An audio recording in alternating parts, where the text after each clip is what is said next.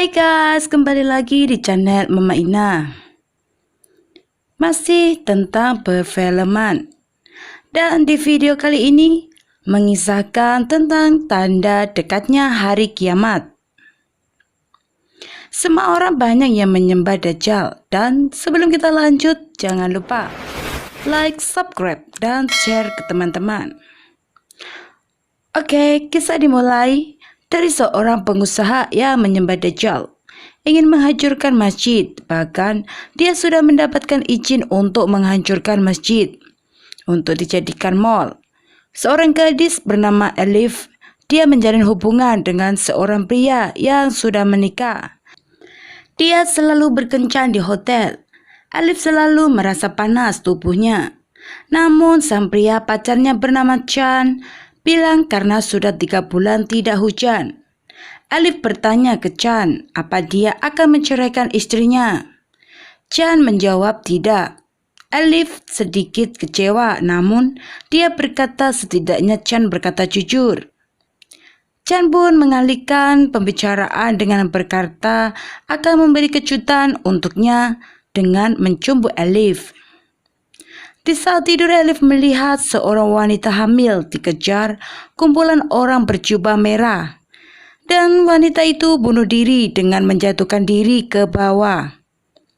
Elif terbangun dan merasa takut. Dia memanggil Chan. Dan Chan keluar dan mendekati Elif dan mencumbunya dengan kasar. Elif berteriak. Chan pun keluar dari toilet menanyakan kenapa berteriak. Namun Chan berubah lagi menjadi setan. Elif pun terbangun lagi dari tidurnya dan dia merasa semuanya nyata. Dia pun memanggil Chan, namun Chan sudah pergi. Elif bekerja di pabrik roti dan dia memiliki teman dekat bernama Ali. Elif merasa ngantuk membuat Ali bertanya apa dia tidak tidur. Elif pun bilang dia sering mimpi buruk membuatnya kurang tidur. Bahkan dia selalu merasa panas. Ali berkata kalau sudah 3 bulan tidak hujan, bahkan pabrik akan ditutup karena kemarau. Elif bertanya pada Ali kalau ditutup kita mau kerja apa. Ali bilang kalau kamu tidak masalah, kamu punya suami kaya. Elif marah, jangan bercanda seperti itu. Karena Elif merasa tersindir. Elif menyuruh agar lain kali tidak bercanda seperti itu lagi. Tiba-tiba ada panggilan. Elif mendapat telepon yang ternyata dari Chan yang ingin bertemu dengannya. Elif menyuruh Chan menunggu. 1 jam lagi dia selesai bekerja. Chan membawa Elif ke apartemen. Elif pun bertanya pada Chan, kenapa kita ke sini? Chan menjawab kejutannya. Chan membawa Elif masuk. Elif merasa senang. Chan membawa Elif ke lantai 3 dan masuk salah satu apartemen. Di sana disambut seseorang. Chan bertanya apa Elif suka dengan apartemennya. Elif melihat gambar-gambar aneh dan patung hanya mata 1. Elif pun bertanya kenapa ada semua ini. Seorang pria pun menjelaskan kalau semuanya sudah ada di semua apartemen dari pertama kali dibangun. Elif merasa aneh dan bertanya pada Chan, apa apartemen milik kita? Chan menjawab hanya milikmu. Elif merasa senang karena dibelikan apartemen. Chan berkata pada Elif kalau dia sudah menyewakan apartemen ini selama 1 tahun dan jika kamu menyukainya akan menjadi milikmu. Chan juga memberikan mobil pada Elif. Elif pun bertambah senang. Pria yang menyambut Elif bilang ke Elif kalau apartemen ini, namun dipotong Chan kalau apartemen ini tidak ada tangga. Pria yang menyambut Elif juga memberitahu dilarang keluar masuk sembarangan. Chan mengajak keluar pria yang menyambut Elif. Elif pun merasa aneh dan duduk di sofa. Namun di belakangnya ada sosok setan. Elif pun menatap ke benda berbentuk segitiga namun ada ukiran 1 mata dan seperti melihat sosok setan. Elif pun berjalan ke dinding dan mendengarkan suara. Elif kaget karena mendengar suara sangat keras. Di sisi lain istrinya Chan menunggu kedatangan Chan. Chan pun tiba di rumah. Istrinya langsung nyamperin dan marah-marah karena istrinya tahu tentang perselingkuhan suaminya dengan Elif. Namun Chan marah dan mencekik istrinya. Elif mengemas semua barang-barang miliknya. Tiba-tiba ada yang mengetuk pintu yang ternyata tetangga Elif yang tinggal di kamar sebelah bernama Fusun dan suaminya Attila. Fusun mengundang Elif makan malam bersama karena Fusun tahu Elif baru pindah, pasti tidak ada makanan. Elif pun menerima tawarannya. Di saat makan malam, Fusun bertanya tentang asal-usul dan keluarga Elif. Namun di saat Fusun bertanya tentang pekerjaan Elif, Doruk, cucu angkatnya Fusun, ingin mengambil makanan. Fusun marah. Elif mencoba membela, namun Fusun ingin mengajari dia sopan santun di meja makan. Fusun menyuruh Doruk masuk, pergi dari meja makan. Fusun mempersilahkan semua makan. Attila memakan sangat cepat, seperti tidak pernah makan, membuat Elif merasa aneh. Namun tiba-tiba Elif merasa mual dan lari ke toilet untuk muntah. Setelah muntah-muntah, Elif mendengar suara menyeramkan dan menatap ke atas. Tiba-tiba dia sudah ada di rumah sakit dan menanyakan apa yang salah denganku. Dokter bertanya balik, apa yang kamu rasakan? Elif menjawab, mual dan pusing. Dokter menjawab, itu hal yang sangat normal karena kamu sedang hamil. Elif masih tidak percaya dan bergumam sendiri. Tidak mungkin. Membuat dokter berkata, apa itu tamu yang tak terduga? Dokter pun menyarankan agar segera bicara dengan suami. Elif menjawab kalau dia tidak memiliki suami. Dokter pun menyarankan agar segera bicara dengan ayah dari bayinya. Dokter pun memberi rujuk kapan akan bertemu lagi dari sekarang tanggal 18 April. Elif semakin bingung dan bilang kalau dokter salah. Kalau hari ini tanggal 18 April karena yang benar tanggal 30 Maret hari ulang tahunnya dan ingin dirayakan bersama Chan. Dokter memperlihatkan tanggalan ke Elif. Dokter menyarankan minum obat penenang, namun Elif kembali bertanya, apa aku bisa terluka jika aku melakukan aborsi? Dokter terdiam. Di jalan sambil melangkah pulang, Elif mencoba menghubungi Chan, namun tidak dapat dihubungi. Dan Elif berjumpa dengan seorang laki-laki tua. Selalu berkata, aku sangat mencintaimu. Elif pun terus jalan dan sampai di apartemen. Di saat menunggu lift, Elif melihat banyak orang keluar dari tangga. Elif merasa penasaran karena Chan dan pria yang menyambutnya saat datang di apartemen bilang tidak ada tangga dan dilarang masuk lewat tangga. Hanya diizinkan naik lift saja. Di saat Elif ingin melihat tangganya, apartemen lift pun membuka dan ada seorang wanita. Elif ingin memencet lantai 3, namun sudah.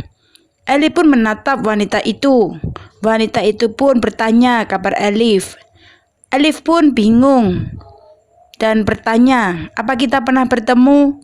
Wanita itu pun bilang kalau Elif gadis yang aneh. Wanita itu bilang ke Elif kalau kamu pernah datang ke rumah dengan Fusung untuk minum teh. Elif bertanya, kapan? Wanita itu menjawab, minggu lalu. Wanita itu kembali bertanya, apa kamu baik-baik saja? Elif menjawab, aku baru dari dokter, jadi dia merasa bingung. Lift membuka. Elif ingin keluar, namun ada pria tinggi besar dan hanya diam.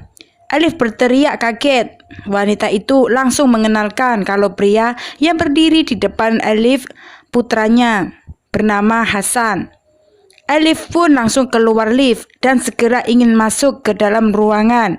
Namun wanita tersebut langsung bilang laki-laki. Elif pun menoleh karena merasa bingung dengan apa yang diucapkannya. Wanita itu langsung bilang kalau bayi yang kamu kandung laki-laki. Elif langsung masuk ruang. Karena merasa takut, Elif menelpon Chan lewat telepon rumahnya. Namun yang menjawab istrinya. Elif langsung menutup telepon. Di saat Elif membalik badan, ada Doruk sehingga membuat Elif kaget dan bertanya apa dia merasa lapar. Doruk menggelengkan kepala, dia hanya merasa takut dengan Fusung karena mereka bukan keluarganya. Tiba-tiba Fusung datang dan marah menyuruh Doruk pulang. Atila membawa Doruk pulang. Elif pun bilang kalau dia ingin istirahat sambil menutup pintu.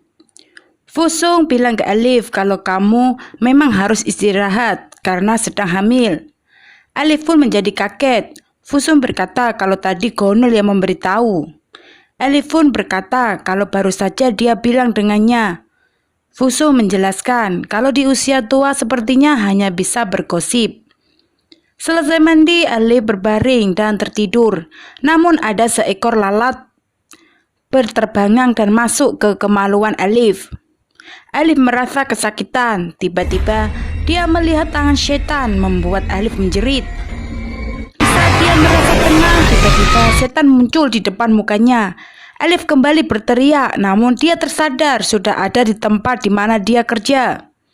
Dan atasannya marah menuduh Elif pura-pura gila setelah mengundurkan diri. Elif bingung dan langsung meninggalkan ruangan. Ali yang sedang bekerja melihat Elif, langsung mengejarnya. Elif pun langsung bertanya ke Ali hari ini hari apa, tanggal berapa, dan langsung pergi. Karena dia merasa bingung dengan apa yang terjadi dengannya. Elif pulang ke apartemen dan Gonul Fusung ingin main ke rumahnya. Namun Elif tidak membukakan pintu, justru langsung mandi sambil berendam. Elif mencoba menghubungi Chan namun masih tidak bisa dihubungi. Dia pun tertidur sambil berendam. Tiba-tiba ada tangan yang mengetuk jendela. Sehingga membuat Elif terbangun dan kaget melihat air yang direndamnya berubah menjadi darah. Elif mendengar suara bayi nangis di dalamnya dan menarik Elif. Elif pun cepat keluar dari air dan darahnya berubah lagi jadi semula. Dia pun mencari bajunya yang tadi ada di samping baknya, namun sudah tidak ada. Elif menemui dokternya dan ingin menggugurkan kandungannya karena dia merasa yakin kalau ayahnya juga akan setuju dengan keputusannya. Tapi dokter sudah tidak bisa melakukannya karena sudah terlewat. Elif bertanya, memang sekarang tanggal berapa? Dokter menjawab 15 Juni. Elif pun bertanya, kenapa kamu bilang bisa membantuku? Dokter bilang itu 2 bulan yang lalu. Elif pun bertanya, apa aku sudah gila atau aku tertidur sampai tidak tahu sudah sampai hari ini. Dokter pun berkata, kamu baru datang minggu lalu dan suasana hatimu sangat baik dan kamu bilang ingin melahirkan bayinya. Elif pun menegaskan kalau dia tidak pernah bicara seperti itu. Dokter pun menyarankan untuk menemui psikiater. Elif pun menemuinya dan menceritakan yang dialaminya kalau dia tidak mengerti bagaimana waktu berlalu dan dia sering mimpi buruk. Psikiater menyarankan agar Elif menghabiskan waktu bersama keluarga atau teman agar tidak merasa kesepian.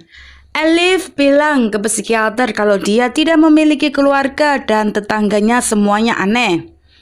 Psikiater meyakinkan semua terjadi karena kehamilan. Psikiater juga menyarankan agar menemui seseorang biar tidak merasa kesepian. Elif tidak sengaja melihat lukisan mirip di apartemennya. Elif pun menanyakan, itu lukisan apa? Psikiater menjawab, itu sudah ada di saat aku pindah ke sini. Elif juga melihat gambar-gambar yang sama seperti di apartemennya. Elif langsung berpamitan pulang. Elif menemui Ali. Ali marah karena Chan meninggalkan Elif di saat keadaannya tidak baik.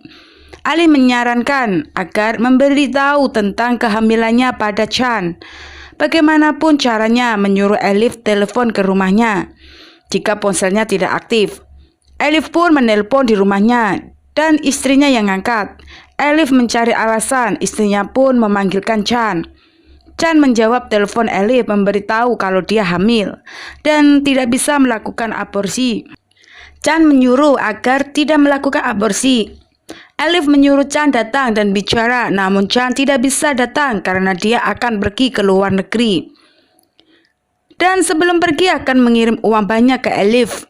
Chan juga meyakinkan agar tidak takut karena dia tidak akan meninggalkannya. Chan menutup teleponnya yang ternyata istrinya mendengarkan lewat telepon lainnya. Alif mengajak Ali keluar malam ini dan meminta bantuan agar menyelidiki apartemen yang ditinggalinya karena dia merasa ada yang aneh. Ali setuju. Alif merasa senang dan pulang.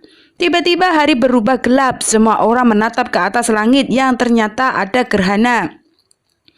Alif masuk rumah. Dia melihat sesuatu dan segera menyalakan lampu yang ternyata kucing. Pintu pun ada yang mengetuk yang ternyata Gonul dan mencari kucingnya. Alif merasa aneh bagaimana kucing bisa masuk rumahnya. Gonul mengajak Alif untuk makan malam bersamanya. Alif menolak karena dia ingin pergi menari. Gonul menasihati agar tidak melakukannya karena dia sedang hamil. Alif marah dan menutup pintu. Alif bersiap-siap, pintu pun ada yang mengetuk. Alif marah karena mengira Gonul dan ternyata istrinya Chan.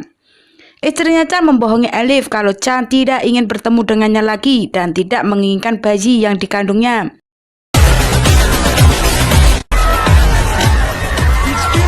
Alif dan Ali pergi ke tempat disko. Alif menari dengan Ali tanpa memikirkan kehamilannya. Di saat Ali pergi ingin mengambil minum, Alif melihat Fusung dan Atila berdiri menatapnya. Alif melihat di sekelilingnya semua berubah menjadi setan. Alif pun mencoba pergi. Dia melihat sosok bertopeng yang dilihatnya dalam sosok Chan. Di saat dia ingin pergi lagi, di depannya ada Hasan. Alif langsung lari pergi. Di sisi lain istrinya Chan, mobilnya mogok. Dia melihat ada seseorang dan memanggilnya. Ternyata setan. Sesampai di rumah, Alif tidur. Dia melihat pintunya membuka sendiri. Alif langsung menutup dirinya dengan selimut. Dia melihat bayangan tangan setan. Dia langsung membuka selimutnya. Bayangannya sudah tidak ada. Di saat Alif berbaring ke samping, dia melihat setan yang menyeramkan. Alif pingsan dan terbangun sudah ada di rumah sakit. Alif bingung dan menanyakan tanggal berapa. Dokter menjawab tanggal 10 Agustus. Alif merasa bingung dengan apa yang menimpa dirinya. Dokter memanggil mereka masuk dan ternyata Atila Fusung Gonul. Alif terkejut dan menanyakan kenapa mereka ke sini. Dokter memberitahu mereka yang membawamu ke sini dan menjagamu seperti purti mereka sendiri. Walaupun bingung, Alif mengucapkan terima kasih. Alif pergi di depan masjid sambil menangis. Azan pun berkumandang. Tiba-tiba langit menjadi merah. Anjing menggonggong ketakutan dan semua bangunan roboh. Alif takut dan berteriak. Namun saat dia sadar sudah ada di apartemen dan TV-nya menyala menyiarkan berita gempa bumi pada tanggal 17 Agustus. Alif bingung dan melihat perutnya sudah tambah besar. Ali menelpon Alif bertanya tanggal berapa, 17 September. Ali memohon agar tidak menutup teleponnya karena kamu tidak mengangkat teleponku berminggu-minggu. Alif berkata, aku tidak ingat apa-apa. Ali memberitahu tentang apartemennya ada seorang wanita hamil bunuh diri beberapa bulan lalu sebelum kamu datang. Aku menemukan alamat barunya. Alif dan Ali sampai di rumah suami yang istrinya bunuh diri dan menyilahkan masuk. Alif bertanya apa ada masalah dengan apartemen. Dia bilang baik semuanya dan tetangganya sangat baik-baik. Alif merasa pusing. Pemilik rumah pergi mengambilkan air. Alif langsung pulang karena merasa aneh semua benda mirip di apartemennya. Alif menyuruh Ali mencari tahu tentang yang terjadi padanya di internet. Karena lapar, Alif berhenti dan membuat hotdog. Ali bertanya ke Alif bagaimana bisa tahu nama-nama yang tercantum. Alif memberitahu Ali kalau ayahnya seorang imam besar, tapi dia tidak dosa jika memukuli ibunya, sehingga ibu membawaku pergi dari rumah. Alif menganggap ayahnya tidak mencintai dirinya dan ibunya. Alif bilang ke Ali ingin keluar dari apartemen, tapi tidak tahu mau tinggal di mana. Ali menawarkan boleh tinggal bersamanya. Alif merasa senang dan berterima kasih. Ali ingin membantu mengambil barang milik Alif, namun Alif tidak mengizinkan. Dia ingin dia sendiri yang mengambil dan kembali ke rumah Ali. Ali ingin memanaskan hotdog yang dia bikin dan ternyata ada setan yang mengikuti Alif di rumah Ali. Setan pun membunuh Ali dan melemparkan Ali ke atas mobil Alif. Alif menjerit ketakutan. Hari berikutnya Alif pergi naik bis. Di bis dia melihat simbol-simbol Dajjal. Alif langsung turun dari bis dan datang ke rumah Chan. Di depan ada seorang yang sedang membersihkan halaman. Alif bertanya, bukankah ini rumah Chan Ikemoglu? Dia pun menjawab benar. Dulu, tapi sekarang Tuan Chan dan istrinya sudah meninggal. Alif kembali ke apartemen. Di saat dia ingin masuk lift, dia melihat banyak orang keluar dari tangga dan menatapnya membuat Alif takut. Alif mencoba menekan semua tombol lift. Ternyata tidak bisa, hanya nomor 3 yang bisa. Alif mengambil daging cincang dari kulkas dan menonton berita di TV. Sambil memasak, tiba-tiba tangannya kena peso. Alif menghisap tangannya. Dia pun menatap ke TV tanpa sadar dia sudah memakan daging cincang mentah-mentah. Dia pun langsung mual dan muntah. Alif langsung pergi ke masjid menemui ayahnya dan minta bantuannya. Ayahnya datang ke rumah Alif dan memberitahu kalau organisasi rahasia menunggu kembalinya Dajjal selama ribuan tahun. Mata satu adalah simbol karena Dajjal punya mata satu. Kemudian ayahnya Alif melihat Alif menjadi sosok setan, sehingga membuat ayahnya ketakutan. Membuat Alif bingung dengan apa yang terjadi dengan ayahnya. Ayahnya langsung pergi meninggalkan Alif dan minta maaf karena tidak bisa membantunya. Alif menangis dan menatap jendela. Dia ingin bunuh diri, namun telepon berbunyi. Alif mengangkat, ternyata Dr. Faruk yang sudah dibayar istrinya Chan sebelum meninggal untuk menggugurkan kandungannya. Alif pun mau. Di saat Alif mau keluar rumah, kakinya diangkat ke atas oleh setan. Alif pingsan. Di saat bangun, Doruk sudah ada di sampingnya. Alif menanyakan sudah berapa lama. Doruk menjawab, tadi kamu baru pingsan. Doruk menyuruh Alif pergi dan membawanya pergi karena nanti mereka akan membunuh kita. Fusung datang dan memanggil Doruk. Alif mau keluar namun dilarang karena lagi ada penyemprotan di lantai bawah dan menyarankan kalau butuh sesuatu ada Hasan. Alif marah dan memukul dinding. Ternyata ada terowongan tangga. Alif turun di lantai 2. Dia melihat hal-hal yang menyeramkan. Dia langsung turun ke lantai 1. Di sana ada bayangan pemujaan setan. Alif langsung lari ke lantai bawah, namun dikunci. Alif minta tolong, namun tidak ada yang mau menolongnya. Alif kembali ke lantai 1 untuk mengintip pemujaan. Di sana menumbalkan kucing hitam dan melakukan hubungan intim di depan semua orang yang ikut ritual. Tiba-tiba ada panah yang menancap di mata Alif. Alif pun tersadar, ternyata dia sedang ditangani dokter. Alif menjadi sadar kalau ternyata dokternya juga bagian dari semuanya. Dokter menyuruh agar menyiapkan air panas karena sudah mau melahirkan. Fusung menjelaskan kalau ayahnya yang menumbalkan putrinya sendiri demi menjaga masjid. Fusung juga memberitahu kalau anakmu mungkin lebih besar darimu, dariku, dan dari semuanya. Hasan adalah kegagalan pertama, kedua Doruk, dan terakhir wanita yang bunuh diri. Namun malam ini pasti akan berhasil karena kamu adalah wanita yang tidak memiliki rasa bersalah sama sekali. Dokter membeli suntikan obat penenang. Di saat tidak ada orang, ayahnya datang dan membebaskan ikatan tangannya. Namun setan datang dan mencakar ayahnya. Fusung datang. Alif menyiramkan air panas dan lari membawa Doruk. Namun di saat lift menutup, Doruk ada di luar dan ternyata yang ditaruh Alif setan. Alif pun melahirkan di lift. Fusung mengambil bayinya. Semua orang tunduk menghormati bayinya dan Fusung menjunjung bayi ke semua orang. Sujud dan semua orang merayakan kelahirannya dengan menyalakan kembang api. Alif penuh darah merangkak dan memohon agar dikembalikan bayinya pada sosok berjubah hitam dan bertopeng, yang ternyata dia adalah Chan. Alif berteriak histeris dan cukup sekian. Terima kasih.